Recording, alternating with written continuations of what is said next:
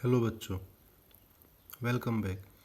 तो आज मैं आप लोगों को फिज़िक्स नहीं पढ़ाऊँगा, थोड़ी सी मैथ पढ़ाऊँगा जो कि हम फिज़िक्स में यूज़ करने वाले हैं। और फिज़िक्स में इसका टॉपिक भी गिवन है कि mathematical tools used in physics. ठीक है, सबसे पहला मैथमेटिकल टूल मैं आपको बताऊँगा डिफरेंशिएशन। ठीक है, डिफरेंशिएशन क्या होता है, कैसे काम करता है, वो सब कुछ बताएंगे धीरे धीरे। ठीक है, अब सबसे पहले आप एक चीज़ मान लीजिए कि let y be a function of x।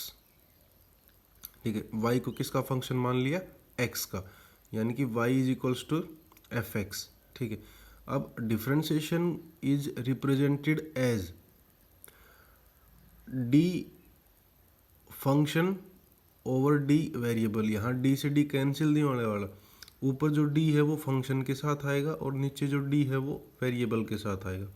ठीक है, और अगर अपन इस केस की बात करें y और x वाले की, तो y फंक्शन है और x क्या है, वेरिएबल।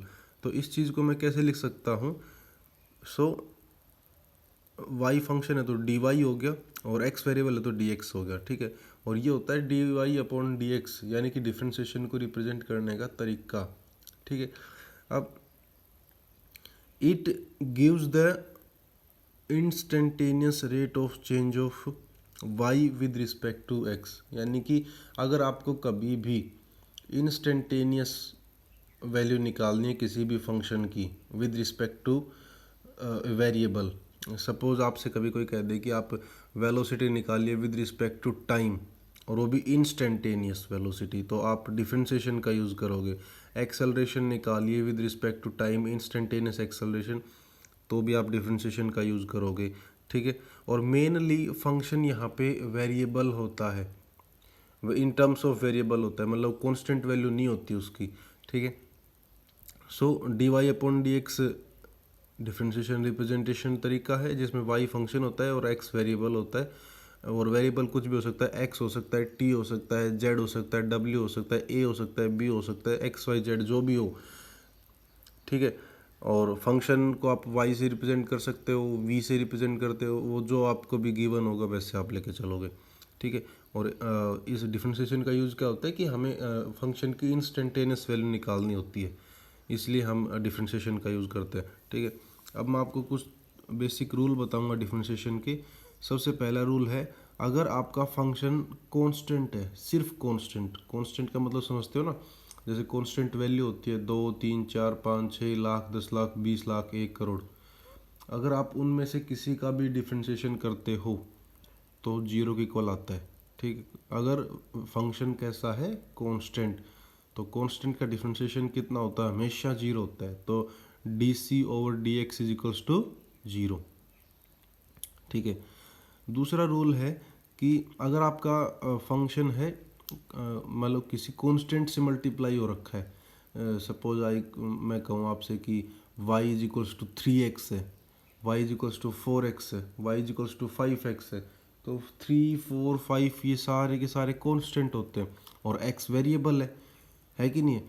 ठीक है, तो अगर आप इस केस में डिफरेंशिएशन करोगे तो आप क्या करोगे कि जो, और ये चीज़ ध्यान रख लेना, कांस्टेंट अगर सिर्फ अकेला कांस्टेंट है, सिर्फ अकेला कांस्टेंट है अलोन, तो ही उसका डिफरेंशिएशन होगा जीरो के इक्वल। अगर वो किसी भी चीज़ के साथ मल्टीप्लाइड है या डिवाइडेड है, जो भी है, ठीक है, वो कांस्टेंट डिफरेंशिएशन से बाहर आएगा। ठीक है, तो इस केस में डिफरेंशिएशन से सी कांस्टेंट बाहर आ गया और अंदर बच गया d y upon d x.